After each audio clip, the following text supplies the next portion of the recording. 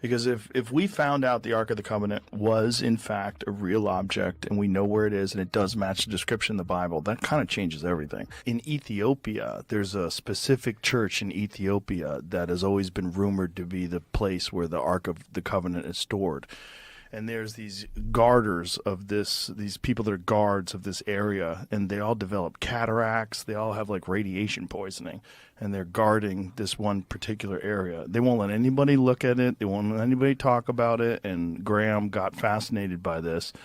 And they started doing a deep dive into history and historical accounts of the covenant and the ark and all these bizarre stories that have lasted throughout history. And the real evidence that there was really sophisticated societies that lived thousands and thousands of years ago, when we kind of assumed that people were hunters and gatherers. You know, Egypt is a great example of that. Like, whatever they were doing there was fucking insane. Right. I mean, the structures that they made, still today, we look at them and go, what the hell were you guys doing? Like, how was this made? Yeah. And he believes that society had reached a very, very sophisticated level of technological achievement, and then something happened. And now we're living in like a rebuild. Even though we're very sophisticated, you know, in terms of technology, our technology's gone in a completely different direction than theirs did. And where did Graham ever, in his conclusion, in some of that about the covenant, did he ever think that it's still there? They think it's still there, yeah. So some people thought it might have burned up in Jerusalem, I think it was. See if you can find where that is, Jamie. It's supposed to be in some church in Ethiopia. Oh, Jamie's already got it. So, I just had watched something on that because I'm intrigued by all that kind of stuff. Well, you know, when you really start digging deep into it, it's very fascinating. This one particular place has been protected for so long, and all these people that have supposedly seen it describe something that's, you know, Trump apparently has like a model of the Ark of the Covenant at Mar-a-Lago. No way. Yeah, see if you can find that. Yeah, he's got like a recreation of the Ark of the Covenant in Mar-a-Lago. And that whole covenant was pretty cool based on how, you know, God had said, look, it, you know, had an intervention saying this is how big it's got to be. And it was built out of a certain wood, inside and out, gold, the handles, everything was there to hold the commandments. And then but then I saw something to where, I don't know if Jamie and Mike could probably pull it up, but to where some people speculate it could be under the Catholic Church. I heard that. Like in the Vatican or something? In the Vatican, yeah. And they then got a lot of shit in the Vatican. Oh my goodness! Have you ever been there? No, I haven't. But I heard you talk about you went and had the guide and said it was amazing. It's incredible. They have so much. They have billions of dollars in art. Like, where'd you guys steal all this from? Like, he's like, back in the Roman days. Look at this. This is Trump's replica of the Ark of the Covenant at Mar-a-Lago. That's just like pretty fucking wild. And it's almost exactly the replica of what it's assumed to have been looked like, you know. Well, I mean, I think that's a recreation based on biblical accounts. Absolutely. Very strange. Well, maybe Trump can take us and show it to us, man. That'd be cool. What'd you say, Jamie? I was trying to figure out if, I mean, clearly it was there. It might have just been there temporarily. It looks like that might be like on display in Israel or something. I don't know. So it's a replica that travels around. Is that what it is? And temporarily was at Mar-a-Lago? I can't find like that it lives there, but there's definitely obviously people with pictures of it. Bro, if I had Trump money, I'd have one built. Like, make me another why one not? Of these. Come on. I would too. I would too. It's a cool thing to have on display.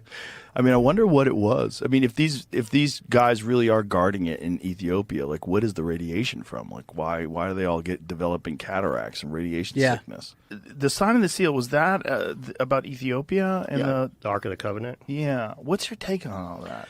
It's interesting. Anytime they won't let you see the evidence, I get like all of my alarm bells go off, right? It's like, but I understand why they wouldn't want you to see it if it really is the Ark.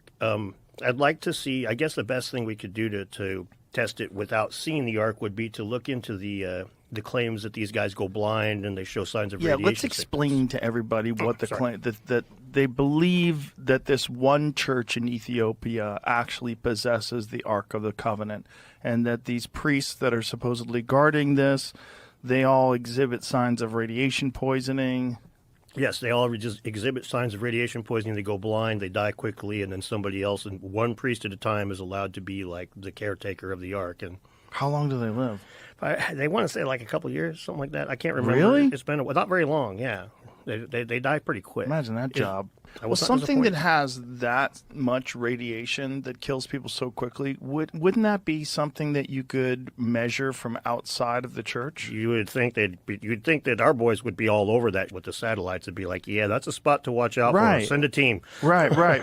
If we have this capability, supposedly, to scan for gamma radiation from the sky, why wouldn't someone fly over that church and go, yo, there's a crazy hot spot here? You would think probably somebody has. If not, like I was saying with the satellites, in all honesty, the feds monitor that kind of heavily. And so, I mean, if it's possible that it wouldn't be, any kind of weapons grade-y stuff, so they might just not be looking for that particularly. Can they monitor for gamma radiation from satellites? Can I'm they not do that? sure. I know that they can look for. I know they can look for. I'm not sure how they detect it. I'm not sure what they use to detect it, but I know that they can look for radioactive material from space. Huh. So the thought is that if this Ark of the Covenant is there, and whatever it is somehow radioactive, is there any sort of theory as to how they develop some sort of radioactive thing? Like what is it supposed to be? I mean, it's not a reactor. It's in a box, right? Like what is it? Well, the theory that a lot of people have is that it's a weapon. That, like in the Bible, it's described like shooting lightning and things like that. Right. And what Graham mentions in the book, it's an interesting point, is the Bible records Moses going up to Mount Sinai, coming down with the Ten Commandments, getting mad at the Israelites worshiping a golden calf, and he breaks the Ten Commandments and then goes back up the mountain and comes back down after another week or so with the Ten Commandments again. And Graham points out that this could be a memory of him going up and getting the wrong stone, and then, damn it, smashes it, goes back and finds the right stone that he's looking for, that it had the proper, uranium rich or whatever speculative radiation stuff. So, but inside of the box, a popular theory is, you got metal, wood, metal, like a transformer.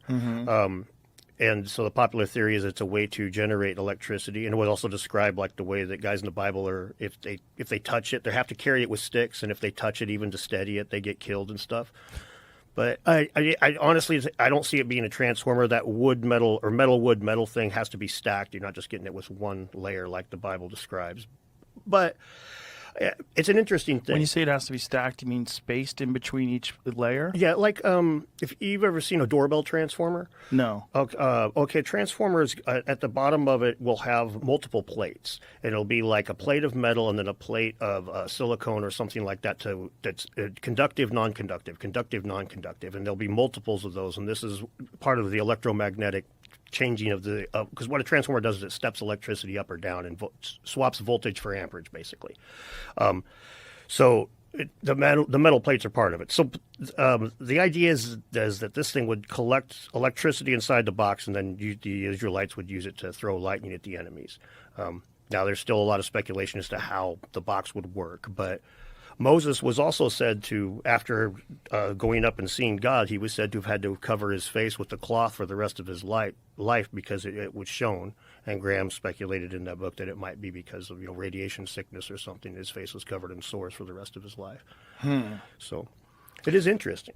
So if this thing is radioactive, like how would that conduct electricity? No idea. It would probably be...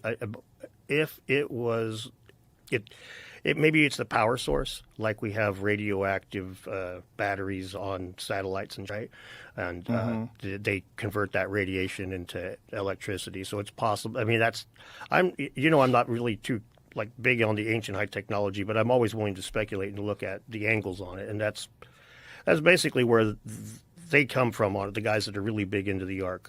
Some guys even will claim that it's a capacitor. Like full-on capacitor, which a capacitor stores and discharges electricity. It's why we were told not to, when you don't touch the tube on your TV when we were kids, right? Because it'll zap you. The capacitor. We're old. Yes, we remember tubes on TVs. Yeah, that's what a capacitor is. So some guys believe, like Billy Carson would say, that the Ark of the Covenant would fit inside of the sarcophagus of the King's Chamber, which it doesn't, and that it's a capacitor to power the pyramid. So it doesn't. How do you know that it doesn't? But the Bible has the specifications for the size of the Ark of the Covenant, and they're not the same as How different are they? Considerably. Is it larger or smaller? The Ark is larger. Oh, it's larger Quite a bit than. larger. Oh, really? Well, than the inside of the sarcophagus. Have you ever seen the one that Donald Trump has at Mar-a-Lago? No. He has a recreation of the Ark of the Covenant at Mar-a-Lago. No. Yeah. It doesn't look bigger than Really? the reason why I said it is it doesn't look bigger than the sarcophagus. Maybe I need to look at it again. And there's a possibility that I'm wrong there, but I know that the measurements are off by enough that it was like this isn't just a little mix and match. It's way off. I feel like we should have a recreation of the Ark of the Covenant here. But if that's real, and these guys are just guarding it and dying of radiation poison, like, hey, get some better leadership and let the world know. I mean, if you really want people to believe in God and the Bible, what better way than to say, not only is the Ark of the Covenant real, but we have it here at this church in Ethiopia, and we've been suffering for the past X hundred years. And then they have an ancient church, the Church of St. Mary, a cathedral actually of St. Mary of Zion, where the Ark apparently was kept for hundreds and hundreds of years. Before that it was kept elsewhere, and then now it's been moved into a chapel that stands next to St. Mary of Zion Cathedral. And that chapel is guarded by armed men. The whole town is an armed camp that is protecting what they believe to be the Ark of the Covenant, but it's guarded particularly by one guy who is the official guardian of the Ark, and he's elected by other monks to be the guardian of the Ark, and several of them have run away when they get that election, because once you're elected as the guardian of the Ark, when the previous one has died, you're going to be kept in that chapel forever. You'll never be allowed to leave it. So they're close to whatever this object is. They're close to it. And I met 3 of them over a succession of years, because their mortality is once they're appointed, they die very soon. And they all had these cataracts over their eyes, and they all blamed the object in that chapel, whether or not it's the Ark, for causing their blindness. Wow. So it's and no one is going in there and trying to get to the bottom of it. They won't let you. They won't let you. They won't let you. Can we bribe them? No. It seems like someone should go look. Yeah. What the hell is that? Yeah. No. What's in there? I mean, if we really find out the Ark of the Covenant was an actual object. I think it was an actual object. And you think it was some nuclear something or another? Like, I don't know what it was. I think it's what is rightly described as an out-of-place artifact, because if you look at the description in the book of Exodus, the very precise dimensions of it, I think in modern terms we'd say 3 feet 9 inches long by 2 feet 3 inches high and wide. It's got a layer of gold, it's got a layer of wood, it's got another layer of gold. It's very precisely specified, like a blueprint in the book of Exodus. And then it does all this stuff. It shoots out jets of fire and kills completely innocent people. It kills 50,000 Philistines in the city of Ashdod when they briefly capture it from the Israelites and make the mistake of treating it like a tourist object, and they open the Ark of the Covenant and look inside, and suddenly everybody in that city is dying, and what they're dying of is cancerous tumors. This is described in the Old Testament. So it's intriguing that this object is so precisely specified and is reported to have done these terrible things. It's just insane that we know where it is. Well, we know that I believe Ethiopia has a very strong claim to it, but that's all I can say, because I've not seen it myself. I've been right outside the door of that sanctuary chapel several times. But did you bring a Geiger counter? No. That would be a good thought. Yeah. Imagine it was going nuts as you got close. That would be a good thought. I mean, it's not like it's going to be, if it's radioactive, it's not like it's going to be contained just this one small area. You're going to have traces of it that leak out. That's true. It would be a good way especially if people are getting cataracts from being in the room with it. Yeah. And so 3 different people you talk to have cataracts from that. Yeah, and they all blame the Ark. And one of them, it's a resonant phrase, which sticks in my memory. I asked him why, and he said the Ark is a thing of fire. Just that. Did he describe it to you? He did describe it as a box, rather like the biblical description, unsurprisingly. But did he describe what it looked like the outside of it? Gold. Gold. Mm-hmm. Gold. Wow. And of course, gold is a very good insulator.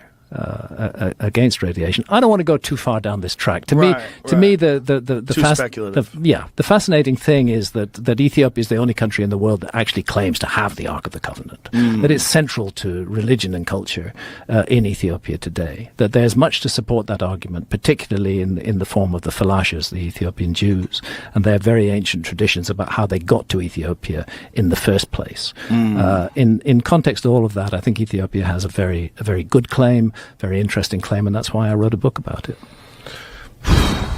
That one to me is just like, we know where it is.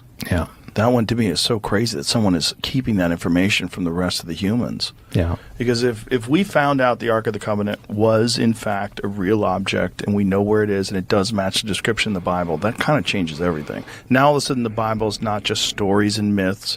The Bible is some sort of a historical record. Yeah. Well, let's not forget that one of the world's best-known flood myths also comes from the Bible, which is the flood of Noah, which, again, is part of this worldwide tradition of which I am absolutely convinced Atlantis should be understood as a part of that worldwide tradition of a global flood and the loss of a former civilization. And again, it's one of the reasons why I've done the work I've done over these years. So when you're doing season 2, what did you learn from doing season 1 that you applied to season 2? Was there anything different about the way you went about it? Definitely. I have learned from the criticisms of archaeologists, and one of the first things that became very clear to me, and they're absolutely right, is we need more indigenous voices in this series. And that's what we've made sure to do. We have an amazing indigenous archaeologist from Easter Island. We spent quite a bit of time filming in Easter Island, and it's this series doesn't do country by country episodes. It's all merged together. Different bits of the story come together in each episode, but a good chunk of it is on Easter Island, and there Sonia Hoa Cardinali is an indigenous Easter Islander. Her married name is Cardinali because she married an Italian guy, and she gave us incredible material on Easter Island, and she revealed that she and her team have found what are called banana phytoliths. Now, phytoliths are a minute part of the banana plant. They've excavated them from a crater in Easter Island, and they've found that those are 3,000 years old. Now, this is interesting for two reasons. Firstly, bananas do not propagate naturally. You can't get bananas to Easter Island without human beings bringing them there. That's how they got there. And secondly, the date that she's found 3,000-year-old banana phytoliths in Easter Island blows out of the water the notion that Easter Island was only settled 1,000 years ago or less, which is the current idea of archaeology. Again and again, we've had indigenous guests on the show who have brought real important information to it. Amongst those geoglyphs in Brazil, we had a member of the Apurina people who is a caretaker for those geoglyphs, and he talked to us about what is special to him about the geoglyphs, about how this is a sacred place to his tribe, and how they still gather there today, and how they understand that it's somehow connected to the journey to the next world, to the journey of life after death. And that then rings a bell in my mind of that whole idea of a journey to the afterlife and a portal through which we pass into that other realm. We find that right there in Brazil. So if the Easter Island, if the island was settled at least 3,000 years ago, do we know where from? Well, 3,000 years ago, you're still within the period of the Polynesian expansion. This is not the Ice Age. This is more recent. Right. It's early in the Polynesian expansion rather than late. If you enjoyed today's episode on JRE+, don't forget to give it a thumbs up and share your thoughts in the comments below. Thank you.